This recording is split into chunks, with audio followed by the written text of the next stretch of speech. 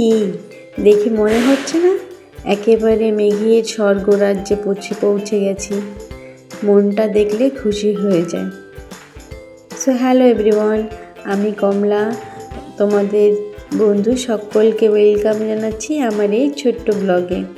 আশা করি সকলে ভালো আছো, আমিও বেশ ভালো আছি। আগের ভিডিওতে তোমাদের দেখিয়েছিলাম আকাশ থেকে ঠিক আন্দামানটা দেখতে কেমন লাগে।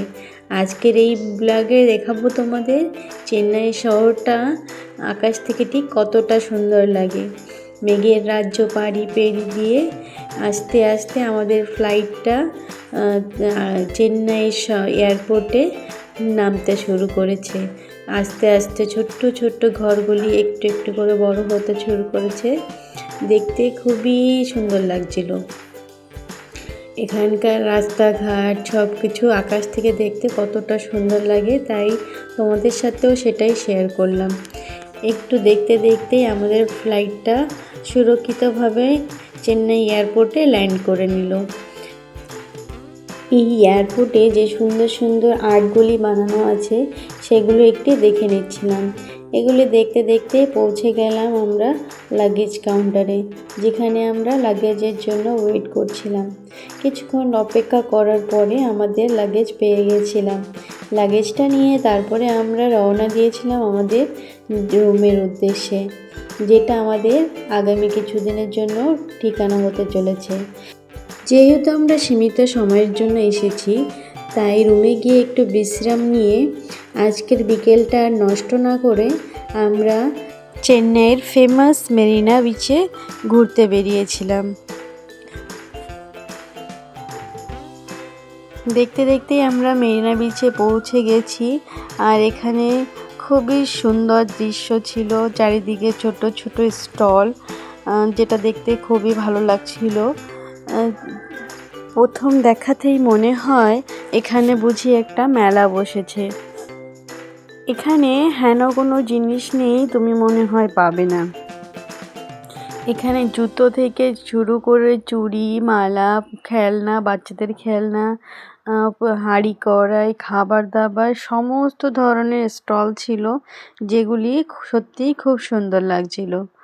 এভাবেই স্টলগুলি দেখতে দেখতে আমরা হাঁটছিলাম আর ভাবছিলাম রাস্তাটা খুবই লম্বা, যেহেতু বালির ভিতর দিয়ে হাঁটা লাগছিল, একটু কষ্ট হচ্ছিল। তবুও এভাবে স্টলগুলি দেখতে দেখতে আমরা ফাইনালি বিচের শেষ সমুদ্রের কাছে পৌঁছে গেছি। এখানে প্রথমে আমরা একটু ঘুরে দেখে নিলাম সমস্ত কিছু। এখানে বিচের পাশেও আরও সমস্ত ধরনের স্টল ছিল, যেখানে ফ্রেশ মাছ ভেজে বিক্রি করা হচ্ছিল, সবজি ছিল। যেহেতু বিচে খুবই গরম ছিল, তার জন্য প্রথমে আমরা সবাই একটু আখের রস খেয়ে নিলাম।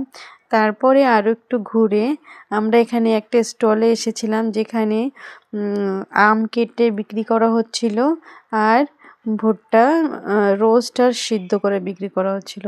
সেখান থেকে আমার ছেলে এই সিদ্ধ করা ভুট্টাটা নিল, যেটা খেতে খুবই মিষ্টি ছিল, আর এই আমগুলি খেতেও খুবই টেস্টি লাগে।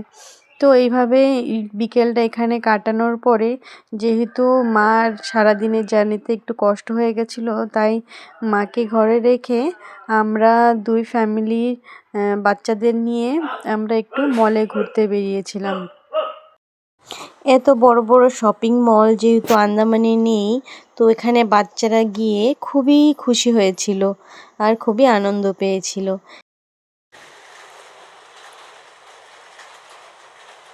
এখানে ঘুরতে ঘুরতে একটা শপে এসে বাচ্চারা পেয়ে গেল ওয়েট লিফটিংয়ের ডাম্বেল।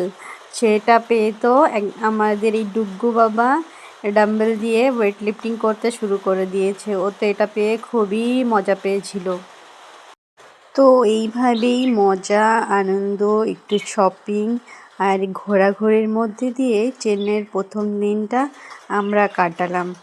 আজকের ভিডিওটা তোমাদের কেমন লাগলো আমাকে নিশ্চয়ই জানাবে, আর এই ধরনের ভিডিও আরও দেখার জন্য আমার চ্যানেলটিকে সাবস্ক্রাইব করে রাখবে।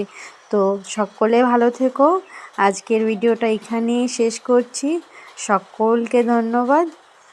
হ্যাঁ, আর যদি তুমি আমার চ্যানেলে নতুন হয়ে থাকো, প্লিজ চ্যানেলটিকে সাবস্ক্রাইব করে যাও। ধন্যবাদ।